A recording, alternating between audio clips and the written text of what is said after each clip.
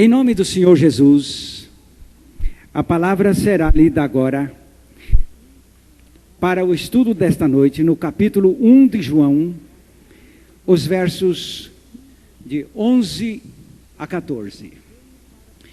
Veio para o que era seu, isto é, Jesus, veio para os judeus, e os seus não o receberam. Mas a todos quantos o receberam, deu-lhes o poder de serem feitos filhos de Deus, aos que creem no seu nome, os quais não nasceram do sangue, nem da vontade da carne, e nem da vontade do homem, mas de Deus. E o Verbo se fez carne, e habitou entre nós, e vimos a sua glória, como a glória do unigênito do Pai, cheio de graça e de verdade. Divino Espírito, esta é a tua palavra e a sua aplicação é tua obra. Portanto, glorifica o Pai em nome do Senhor Jesus Cristo, operando esta palavra em todos nós. Em nome de Jesus. Amém.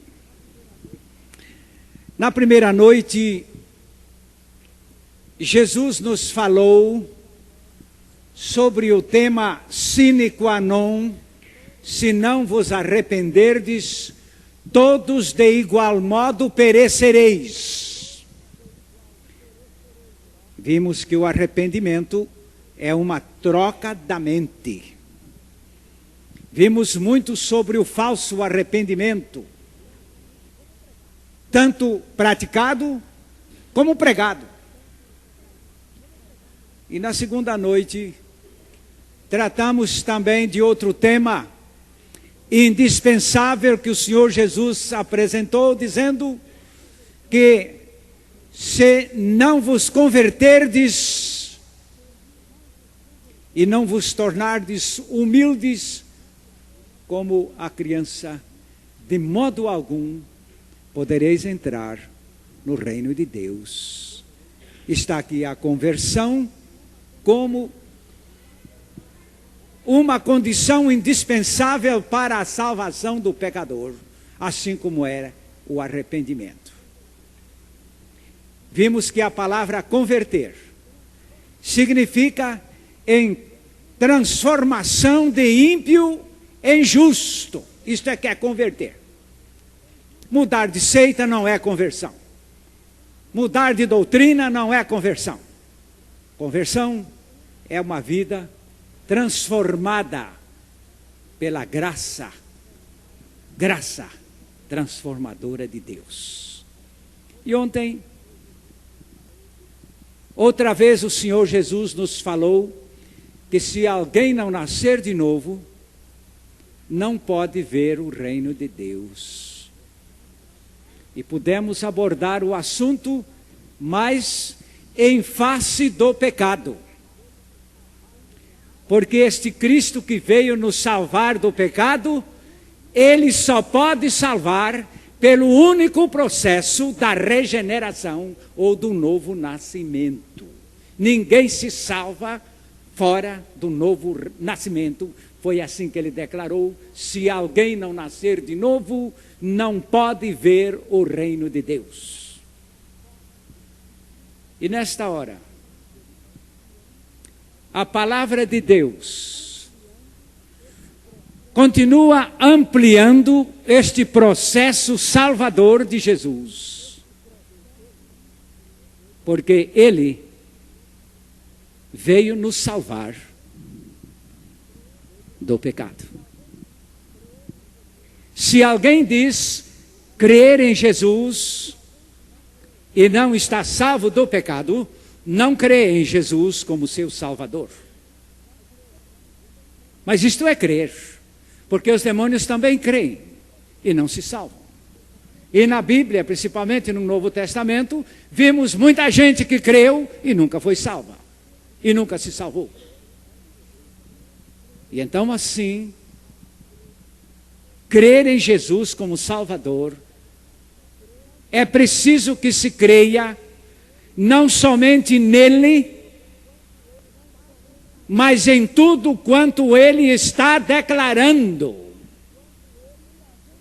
Porque afinal, se alguém disser que crê em Jesus e não crê no que Jesus diz, não crê em Jesus.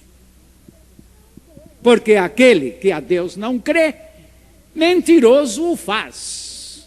Logo, não está crendo em Jesus como um Salvador, está crendo em Jesus como um mentiroso, deixando de crer em sua palavra. E agora, vejam bem aqui o que o anjo disse a José. Em Mateus, capítulo 1, versículo 21. Ela dará à luz um filho e lhe porás o nome de Jesus, porque ele salvará o seu povo dos pecados deles. É o anjo Gabriel comunicando a Maria o nascimento virginal por obra do Espírito Santo de Jesus. E aproveitando o ensejo, o anjo dá-lhe o nome, dizendo: ele se chamará Jesus. Porém, o nome Jesus significa, não é um nome sem significado, um nome sem sentido. E o seu nome é Jesus. Mas o que significa Jesus? O texto sagrado diz aqui, pela interpretação do anjo Gabriel, significa aquele que salva o seu povo dos seus pecados. Cuidado com essa definição. Se você crê em Jesus e vive no pecado, Jesus para você não é Jesus. Não é Jesus. Porque Jesus é aquele que salva do pecado. Talvez o seu nome seria fracasso, seria decepção, frustração e até confusão. Mas para ser Jesus, ele há de te arrancar do pecado pela raiz. Pela raiz. Alguém já veio aqui esta semana me acusar de radical? Eu? Olha para o texto de Mateus 15, 13, por favor. Eu, radical? Pobrezinho de mim. Respondeu-lhe ele: toda planta que meu Pai Celestial não plantou será arrancada. Arrancada! E não foi eu quem colocou esse texto aí, não. Arrancada! Isso significa radicalismo puro e decisivo. E o que é a planta que o Pai Celestial não plantou? O pecado. Com os seus frutos, que se chamam os pecados. Por que radical? Será que ele tem razão? Eu estou olhando para o texto agora de Jeremias 31, 12, e lembrando-me como é bom ser radical. Que bênção, que maravilha é ser radical. Hoje nós vemos aí as lavouras, como são tão bem cuidadas, como se entra ali com aquelas maquinárias possantes, aqueles arados, aqueles implementos apropriados para erradicar tudo, a fim de que se plante o que convém. Será que isso é errado ou é certo? Deus quer fazer isso na tua vida, no teu caráter, na tua pessoa. Não é só na terra, não.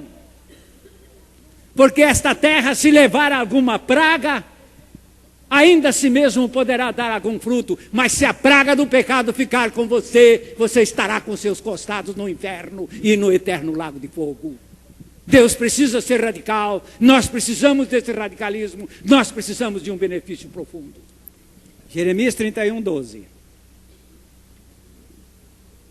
Hão de vir e exultar na altura de Sião, radiantes de alegria por causa dos bens do Senhor, do cereal, do vinho, do azeite, dos cordeiros e dos bezerros. A sua alma será como um jardim regado, e nunca mais desfalecerão.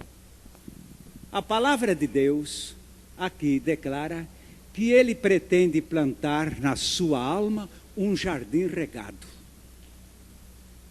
Quem planta este jardim na sua alma? É Deus. Deus. Ele deverá admitir neste jardim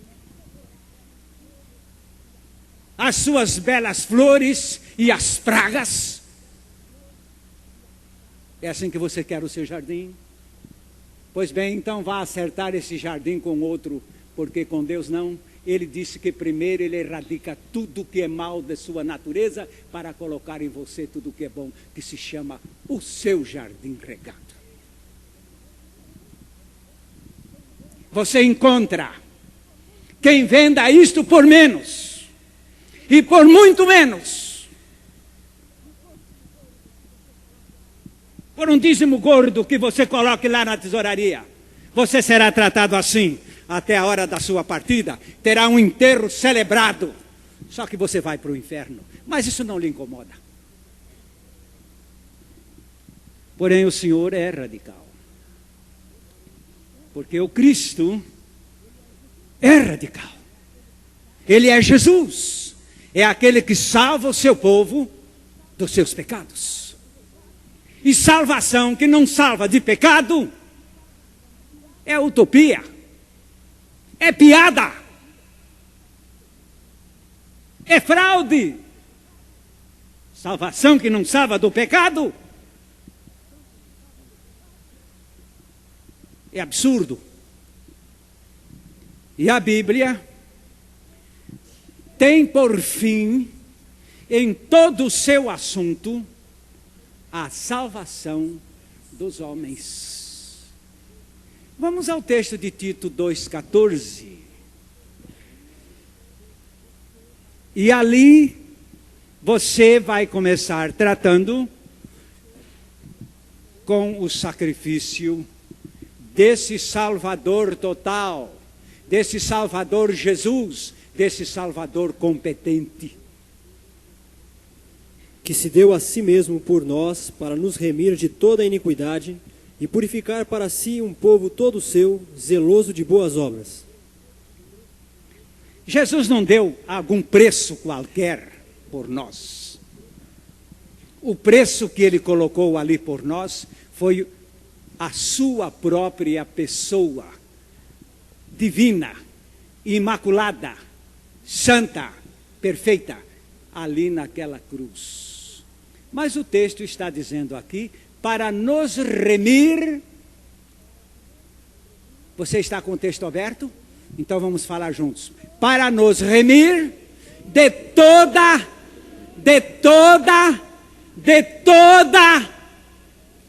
a iniquidade.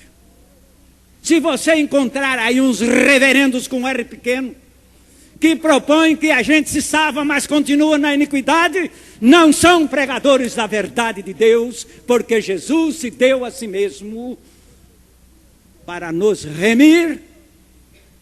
Vamos falar juntos? De toda a iniquidade. Parece-nos que o Senhor Jesus não faz como esse ditado que nós usamos aqui no Brasil: mata a cobra e mostra o pau. Não. Aí pode haver engano. Eu posso mostrar um pau qualquer e dizer: com esse pau matei um enorme de uma cobra do tamanho de um elefante. Mas não matei nada. Agora Jesus não, mata a cobra e mostra a cobra morta. Agora aí não tem desvio do fato. Vamos olhar agora para esta expressão bíblica, que para nos regenerar, ele se deu a si mesmo em preço de redenção, para nos remir de toda a iniquidade. Lá na cruz, Ele tratou com o nosso problema e tratou conosco. Eu já tive essa meia medida. Enquanto eu esperava que Deus tratasse o meu problema, eu não tive solução. Porque Deus precisava tratar com o meu problema e comigo. Eu queria que Ele desse um grande banho no meu corpo, no meu porco. Não é corpo, não. Porco, todos os dias. O senhor ia falar corpo, falou porco? Não, senhor. Eu ia falar porco, falei corpo. Eu queria que Ele me desse um banho de perdão todos os dias. Mas Ele estava querendo mudar a minha natureza de porco. A palavra porco aqui é pecador. É imundo. É sujo aos olhos de Deus. Repugnante. Detestável. Ao ponto do Senhor declarar que Ele não pode nem olhar para nós por causa da nossa maldade, dizendo: não posso suportar as tuas iniquidades. Os teus pecados te afastam de mim. É um Deus santo. Mas lá na cruz,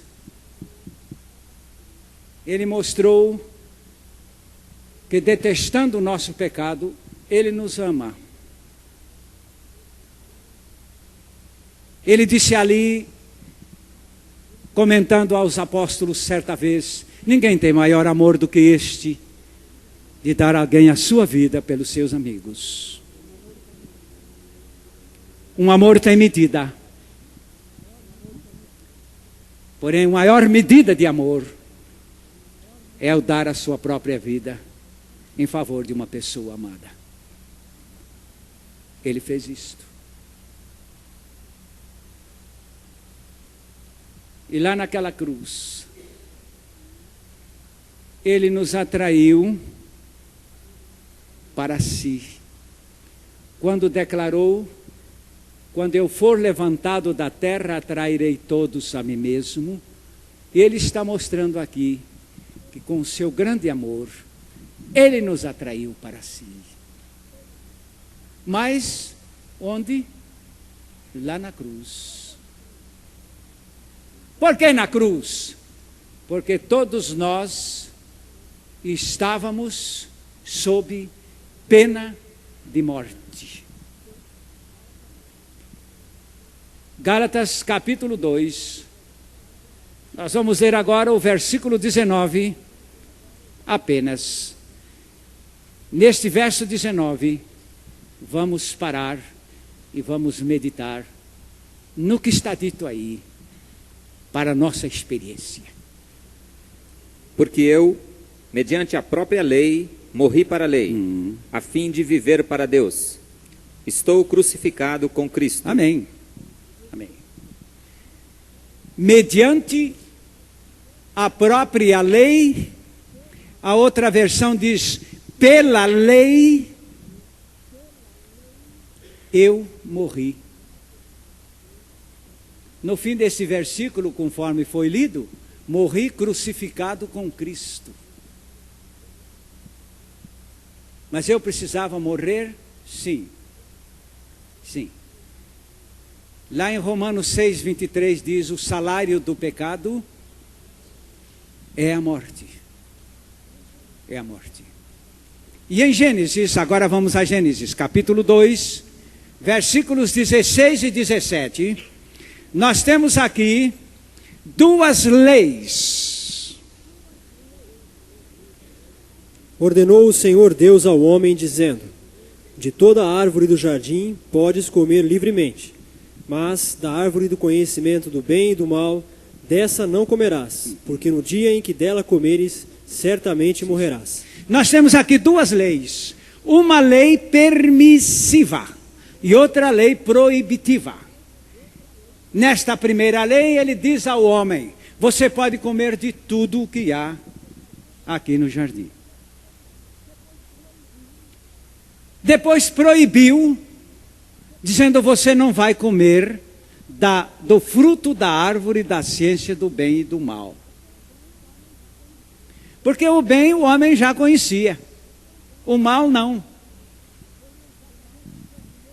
Seria exatamente o seu primeiro passo para o mal entrar em desarmonia com Deus. Então, a essa altura, veio a lei proibindo: não comerás. Mas como toda lei, para ser completa, precisa levar a penalidade anexa. Outro dia um guarda me multou. Eu economizei uma voltinha, não é? E então o guarda me apanhou. E ele sabia a penalidade que havia de me impetrar. Quando ele lavrou a multa, ele já me informou: o senhor irá pagar a importância X. Porque toda a transgressão envolve penalidade. Menino, não vai ali, senão você vai levar couro. Olha aí já, lei e a penalidade anexa. Não pode ficar sem a penalidade. Não haverá orientação. Não haverá orientação. Eu soube que com essa história do selo pedágio, aqui pelo Brasil, os guardas rodoviários ficaram grandemente dificultados, porque eles não sabiam que penalidade aplicar na pessoa que não portasse o selo pedágio. É uma confusão quando a lei não envolve a penalidade. Se alguém transgredir, tem que sofrer a pena X. No Código de Trânsito, existe uma penalidade para aquele moço que passou por mim hoje, não é? Enquanto a gente esperava o semáforo vermelho ficar verde, ele entrou e passou.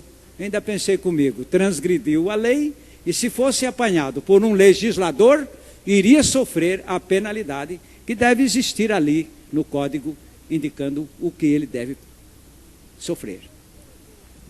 Agora Deus colocou aqui no Éden, sobre Adão, este mandamento: não comerás do fruto da árvore da ciência do bem e do mal, porque se comeres, a penalidade será o quê? E então, uma vez cometida a transgressão, os nossos primeiros pais ficaram debaixo desta pena. E segundo o texto de Romanos 5,12, que é o mais comum para se acrescentar aqui, Romanos 5,12, todos nós nascemos neste mundo debaixo da pena de morte pelo pecado. Portanto, assim como por um só homem entrou o pecado no mundo, e pelo pecado a morte, assim também a morte passou a todos os homens, porque todos pecaram.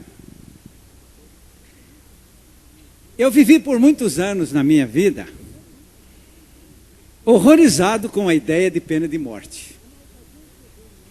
Uma ocasião chegou em nossa igreja um pastor que admitia a pena de morte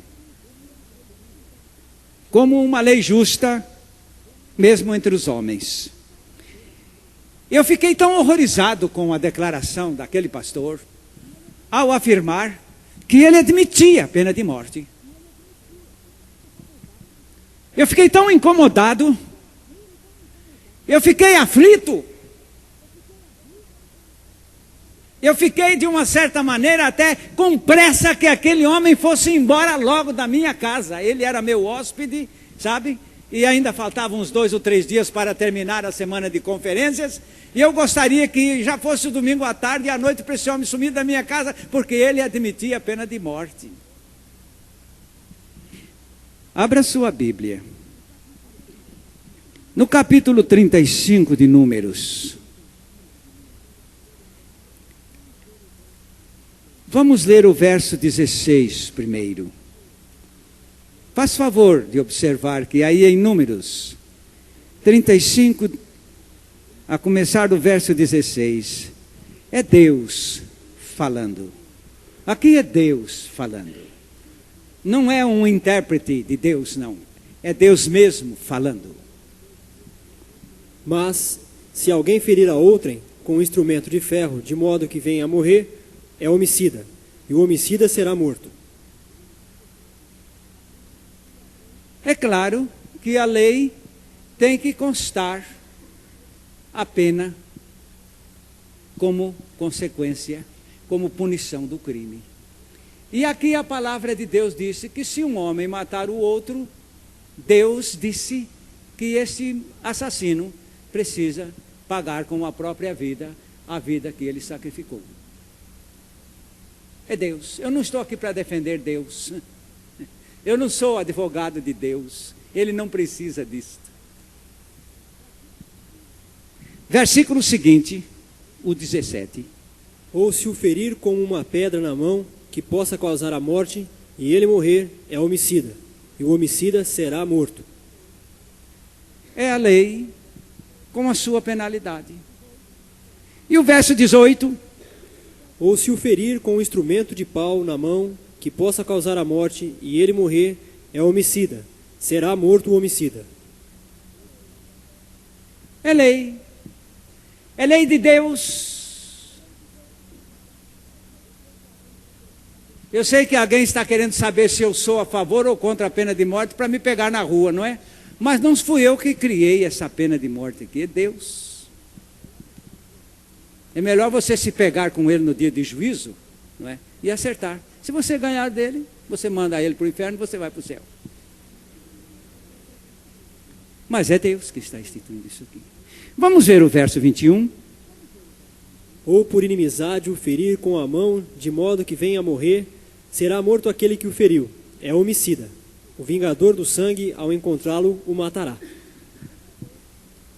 Por favor, é Deus quem está falando isto aqui. Vamos olhar ainda para o verso 30 nesta mesma passagem, nesse mesmo capítulo.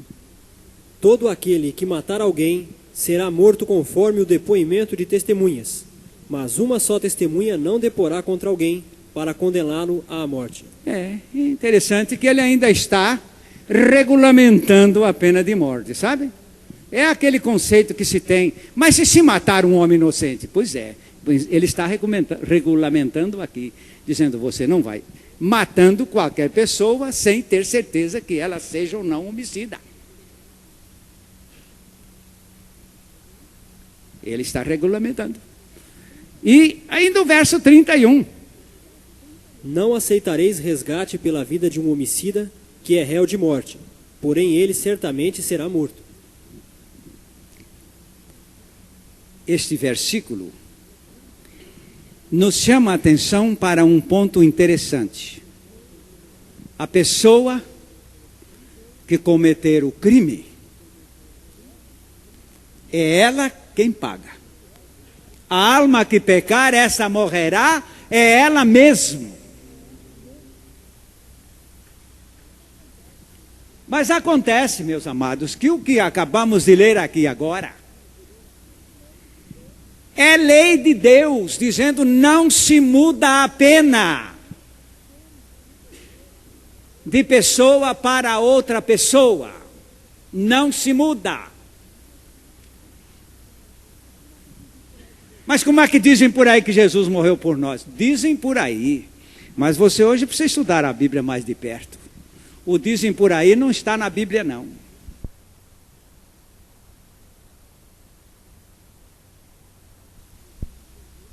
O dizem por aí não está na Bíblia, não. Esse morreu por nós aqui, significa que ele morreu em nosso favor, não em nosso lugar. Nós temos ali uma preposição que se pronuncia uper, que significa em favor de, em benefício de. Ele morreu ali em nosso favor. Mas uma coisa ele precisava fazer, é que ele nos encontrou condenados à pena de morte pela lei. Todos nós. Eu sei que há muita gente que não gosta disso.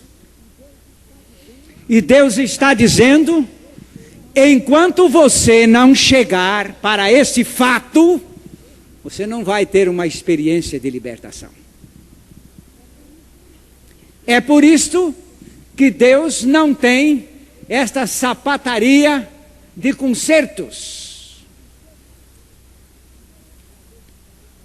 Eu às vezes falo para esses irmãos que têm sapatarias de concerto, não é? Sapataria rápida de concerto. Digo, Deus nunca montou isso aí. Ele não concorda com meia sola. Ou ele tira tudo do homem e coloca nele tudo novo, ou ele deixa o homem com seu tudo velho e que vá para o inferno.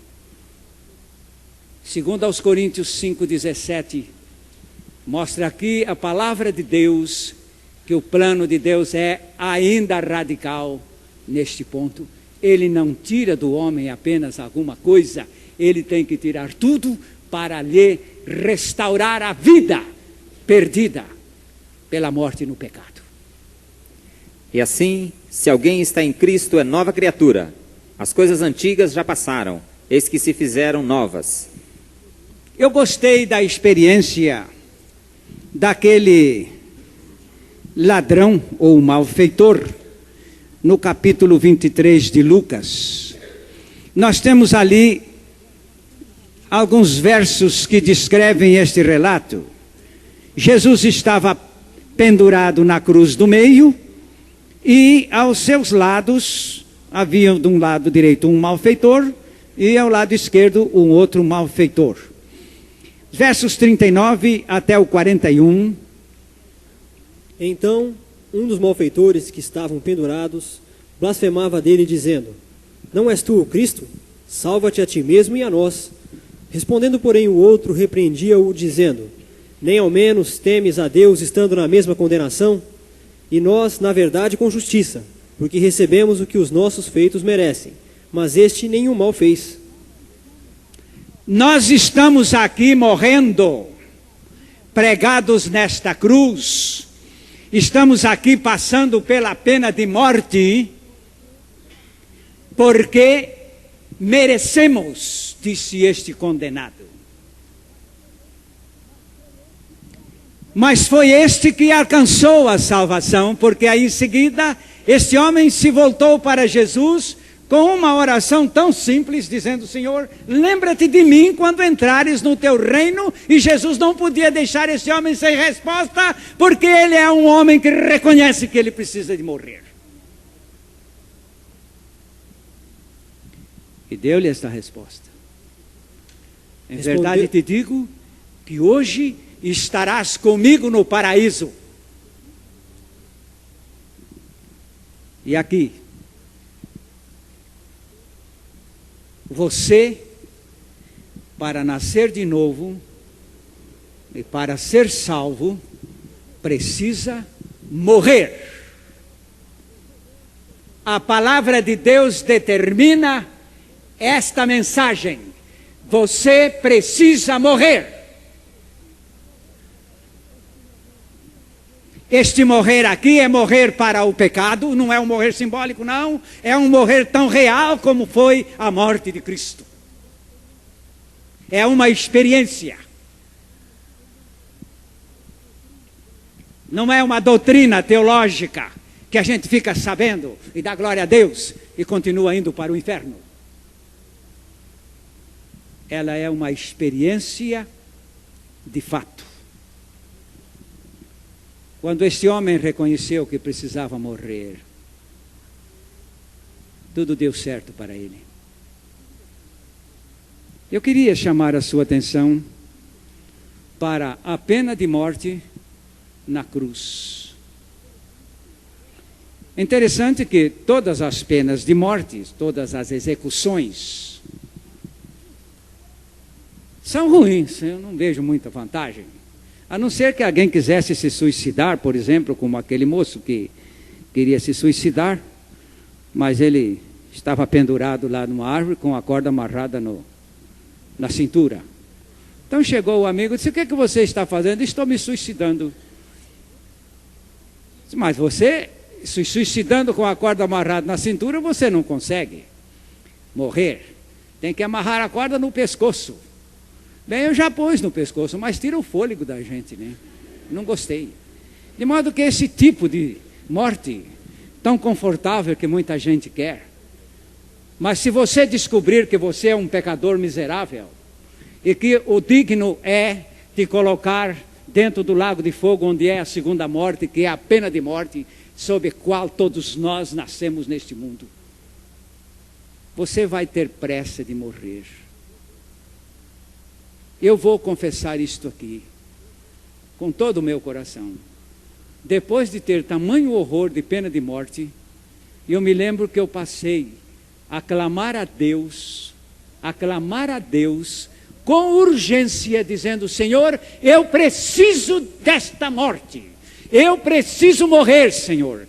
Venha ao meu encontro, tem misericórdia de mim, eu preciso morrer, Senhor. Eu havia lido Romanos 6, versículos 1 e 2. Pois que permaneceremos no pecado para que a graça abunde? De modo nenhum. Nós que estamos mortos para o pecado, como viveremos ainda nele? Meus amados, eu descobri que neste morrer estava uma vitória para cessar o pecado na minha vida. Oh, eu comecei a clamar por essa morte. Bendita morte, urgente morte, necessária morte, querida morte. Senhor, dá-me esta morte e tem misericórdia de mim. Até que ele me levou a Romanos 6:11. E lá eu encontrei meu descanso. Porque lá diz o texto: considerai-vos mortos para o pecado, mas vivos para Deus em Cristo Jesus, nosso Senhor. Nesse dia eu pude dizer: Deus, eu agora estou morto. Aleluia. Aleluia. Agora eu cumpri a lei. O texto de Gálatas 2:19 diz lá: eu pela lei estou morto. O que a lei queria era a nossa pena de morte. Eu sei que alguém levantaria uma pergunta: mas Jesus não nos tirou de debaixo da lei? Não, senhores. Jesus nos levou a cumprir a lei. Porque Jesus também não podia transgredir a lei.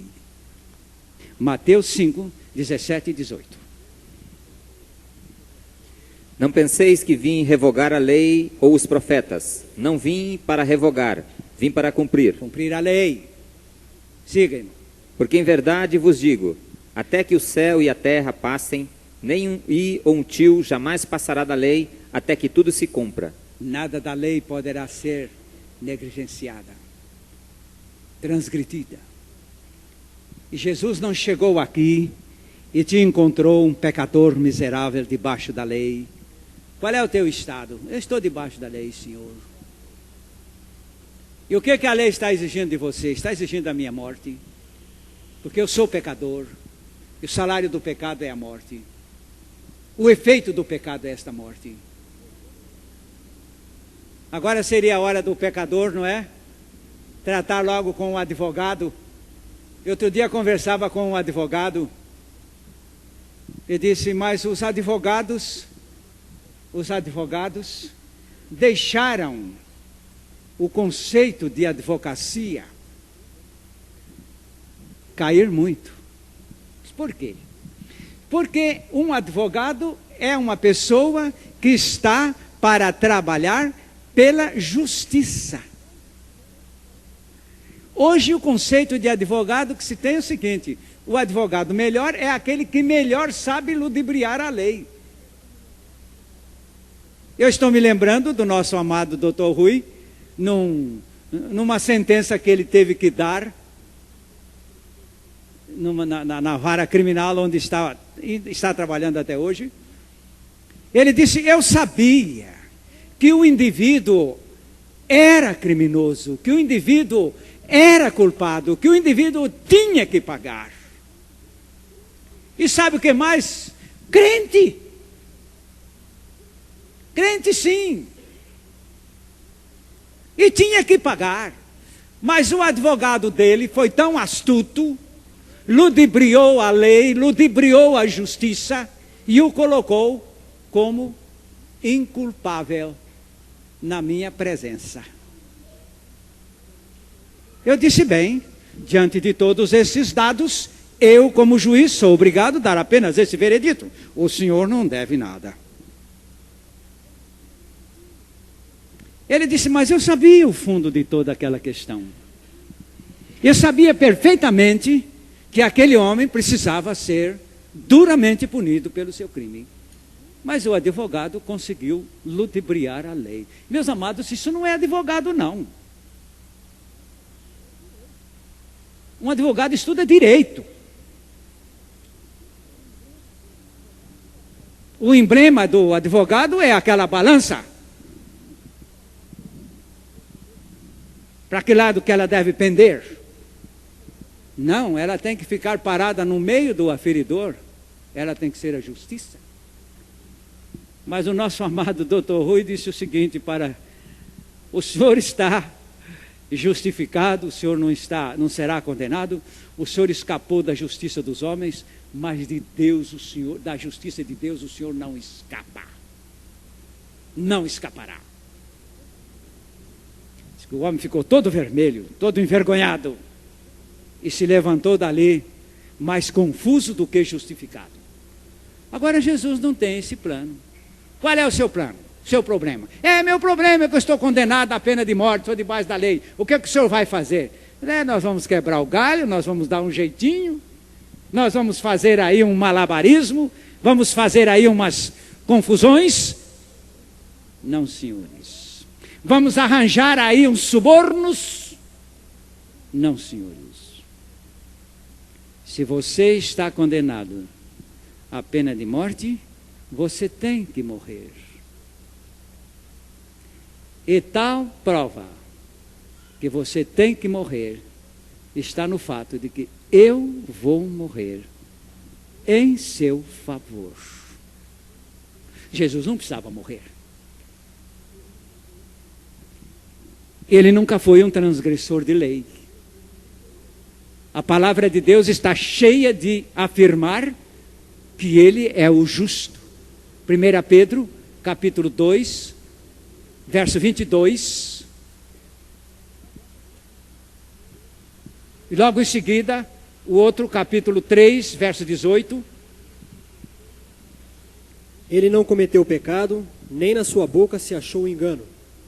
Ele não cometeu pecado, nunca cometeu, e nem na sua boca se achou engano. Porque também Cristo morreu uma só vez pelos pecados, o justo pelos injustos, para levar-nos a Deus. O justo morreu ali, é Jesus. Foi por isto que ele nos atraiu lá naquela cruz, para nos levar a morrer, porque isto é que é justo. A alma que pecar, esta morrerá, ou morrerá na cruz em Cristo, ou morrerá eternamente no lago de fogo. Capítulo 21 de Apocalipse, versículo 8, é ali aonde se morre eternamente, se não morrer na cruz em Cristo. Quanto, porém, aos covardes, aos incrédulos, aos abomináveis, aos assassinos, aos impuros, aos feiticeiros, aos idólatras e a todos os mentirosos, a parte que lhes cabe será no lago que arde com fogo e enxofre, a saber, a segunda morte. A segunda morte. Se não morrer na cruz em Cristo, vai morrer a segunda morte. Você conhece esta ideia de matar defunto? Dizem que depois que os soldados executaram o Mussolini lá na Itália, ele foi morto lá por um grupo de soldados. Diz que uma senhora, mãe de um soldado, do exército italiano, chegou lá com um revólver e deu mais 6 tiros no cadáver do Mussolini. Mas não era preciso mais, não é verdade? Se você morreu em Cristo, a morte não se repetirá mais. Você não estará mais naquela morte do lago de fogo, porque você já morreu em Cristo. A sua experiência de morte já se deu. E quanta vitória está aí.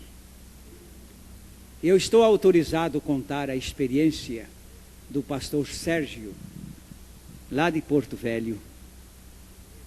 Este irmão, depois que teve a experiência de novo nascimento, foi acometido de uma tempestade de injúrias, de acusações, de impropérios, de ofensas, de toda espécie de males que se poderia inventar, se desfechou contra este homem. Umas 20 pessoas, uns 20 colegas, pastores, lançaram sobre ele lama de muita qualidade, de muita espécie. E este irmão se achava numa reunião do conselho de pastores da denominação dele, lá em São Paulo. Quando chega aí, às mãos do presidente do conselho, uma carta tão grande quanto tremenda. Eram acusações excessivamente fortes. O presidente mandou chamar o pastor Sérgio para o seu gabinete e disse-lhe: pastor Sérgio, eu não sei o que lhe dizer. A única coisa, eu vou lhe dar essa carta para o irmão ler. O irmão leia. E esta carta vinha de lá, de Rondônia. Aquelas acusações todas, ele leu aquela carta até o fim. Leu a assinatura de cada um daqueles pastores. Era um abaixo-assinado. E em seguida, ele estendeu a carta sobre a mesa e disse ao presidente: irmão, eu sou um homem morto. Desde o dia em que vi que Cristo me atraiu para morrer nele, eu morri. Eu estou morto. Todas estas acusações que aqui estão não me atingem. E cada uma destas pessoas aqui se acham francamente perdoadas, porque eu me sinto com muita pena, com muita compaixão desses ministros que são capazes de injuriar. Eu estou com pena. Eles não têm a experiência de morte que eu tenho. Eu já preguei a eles esta experiência de morte, eles rejeitaram. Mas aí está o fruto dessas atitudes. Mas eu morri, pastor. Eu morri. E ainda mais, tirou do bolso a sua carteira, a sua credencial de pastor, de ministro daquela denominação. Se o irmão pode recolher a minha credencial, disse: Deus me livre, pastor. Deus me livre. Se o senhor é um homem morto, acabou-se. Deus me livre. Eu não quero nem pôr a mão nessa credencial. Guarde isso, põe no seu bolso. O senhor é um pastor de Deus. O senhor é um ministro de Deus. Agora, a única coisa que nós precisamos é de uma sindicância. Diz: perfeitamente, precisamos. E lá se foi a sindicância de São Paulo, a Rondônia. E a sindicância trabalhou chegando até a última aplicação. E ele não era culpado da mínima daquelas acusações. Ele disse: mas eu estou morto. Meu. O que mais que vão achar na vida de um morto? Não é verdade que quando um sujeito mau morre, ele até fica bonzinho? Todo mundo fica elogiando. Eu me lembro daquela senhora que batia por outra, apanhava do marido todos os dias. Todos os dias. Quando não era de manhã, era à noite. E o homem morreu. E puseram o corpo do homem lá na sala da casa, e esta mulher chorava, mas chorava e chorava. Aí os vizinhos ficaram implicados com aquele chorar sem fim. Por que que a senhora está chorando? O seu marido não lhe dava uma surra por dia? Dava. O que é que a senhora deseja? Não foi um alívio a senhora se ver livre desse marido? Ah, mas ele assobiava tão bonito, não é? Ela estava apaixonada pelas virtudes dele. Quando a gente morre, fica cheio de virtude. Cheio de virtude. Mas é em Cristo Jesus que quando a gente morre, fica verdadeiramente cheio de virtudes. Porque até aqui estou falando de falsas virtudes. É uma espécie de reverência que se dá assim, como uma homenagem póstuma a um morto, não é? Para que falar mal, não é? Já sofreu a desgraça de morrer e a gente ainda vai tripudiar sobre isso. Já foi tarde, mas que pena, né? E assim a gente usa sempre uma expressão um pouco mais generosa. E agora, o texto de Gálatas 2,19 disse: para que morremos ali? Eu, para a lei, morri. Pela lei, morri. E o texto diz aqui, a fim de...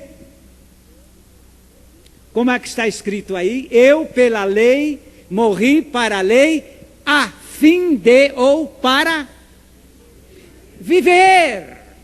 Opa! É isso? Morre-se para viver. Este é o absurdo de Deus. Você não leu na palavra de Deus que a palavra da cruz é a sabedoria? Ela é a sabedoria. Ela é tanta sabedoria que a gente morre nela para viver. Quem morre nesta cruz em Cristo, quem morre no corpo de Cristo na cruz, ganha uma vida. O Cristo que morreu na cruz está morto? Ele não está morto, ele está vivo.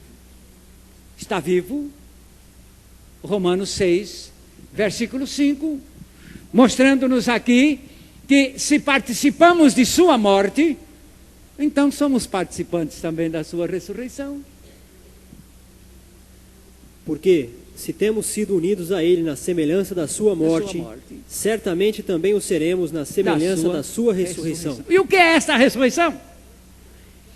Essa ressurreição está lá num texto que não me canso de citar. Ele enche a minha alma cada vez que eu recorro a ele. Efésios 2, 5, chamando-nos a atenção para este ponto, que no ato da ressurreição de Jesus Cristo, nós ganhamos a vida dele. Agora, você vai ficar bem sabendo o que é novo nascimento. E estando nós mortos em nossos delitos, nos deu vida juntamente com Cristo. Pela graça sois salvos. E nos deu vida juntamente com Cristo. Então morremos com Cristo para viver. Morremos a fim de desocupar o espaço, a fim de que Ele coloque a sua vida. Eu sempre faço esta pergunta. Será um bom negócio Deus tirar de você uma vida pecadora? Uma vida que te vai levar a habitar eternamente no lago de fogo, sem mais poder sair dali? Tirando esta sua vida, por aquela morte com Cristo na cruz, e colocando em você a vida de Jesus, pela ressurreição. A vida de Jesus em você. Enche a minha alma esta expressão, a vida de Jesus em você. Para mim, isso aqui é o tesouro. Aquele homem que procurava pérola de grande preço, esta vida de Jesus em mim é minha riqueza. Quando alguém me pergunta, vamos à profetisa? Não, eu não vou, eu já tenho a vida de Jesus. Ela lá não tem coisa melhor. Vamos falar línguas? Não vou também, eu já tenho a vida de Jesus. Isso aqui é o melhor. Vamos aonde? Vamos após o anticristo? Não, eu já tenho a vida do próprio Cristo dentro de mim. Esse aqui é o melhor. Esta aqui é a riqueza. Este aqui é o tesouro. Você sabe o que é novo nascimento? Novo nascimento é Deus tirar a nossa vida lá na cruz e colocar em nós a vida de Jesus. Você entende esta palavra, Cristo vive em mim? É depois que você perdeu a sua vida lá na cruz. Esta vida de Jesus fica em você. Nunca me esqueço daquele caboclo, que se eu pudesse agora, eu ia trepar aqui em cima desta grade, para dizer como aquele homem ficou, e ele me ouvia, virado para aquele lado, mas tão incômodo, eu estava em pé ali pregando, ele em cima de uma cerca de tábua, e ele me ouvindo. Eu notei que aquele era um dos meus ouvintes muito atenciosos, porque não estava nem se incomodando com a dificuldade que ele tinha arrumado para ficar ali pendurado, me ouvindo. Então eu me voltei para este homem, que me parecia estar muito atento. E lhe perguntei: meu amigo, se Deus tirar a sua vida pecadora e colocar no Senhor a vida de Jesus, será que o Senhor muda? Oh, esse homem estava me dando tanta atenção. E ele me deu esta resposta. E como muda? Sim, Senhor. E como muda? É novo nascimento, meus amados. Mas dizem por aí que a gente nasce de novo, não é desse jeito, é de outro modo. Bem, por aí se pode nascer de novo de muitos modos, mas por aqui, pela Bíblia, só se nasce de novo morrendo em Cristo, ressuscitando em Cristo e possuindo a vida de Cristo. O seu Allan Kardec diz que a gente nasce de novo, morrendo, nascendo outra vez, morrendo, tornando nascer, aquela infinita reencarnação. Mas a Bíblia não aceita isto, não é? Outros dizem que a gente nasce de novo quando se batiza na igreja, mas a Bíblia não aceita isto. Outros dizem que nascem de novo quando são curados, outros quando... E assim arranja-se uma porção de confusões. Mas a Bíblia só aceita que se morre e se nasce. 1 aos Coríntios, capítulo 15, o versículo 36, que finalmente virá aqui para completar este fato maravilhoso. Bendita a morte e bendita a ressurreição com Cristo. Creio este fato. Foi isto que ele fez por mim. Foi nele que fui atraído e morto naquela cruz. Ele morreu ali pelo pecado, eu morri ali por causa do meu pecado. Nele. Insensato. E nesta morte com ele. Pode ler. Insensato. O que tu semeias não nasce se primeiro não morrer. Vamos repetir esta frase. Insensato. O que tu semeias não nasce se primeiro não morrer. Eu queria nascer, mas eu não queria morrer. Insensato. Esse método é insensato. A Bíblia está chamando a atenção para esta insensatez. Não se nasce se primeiro não morrer. Não morrer.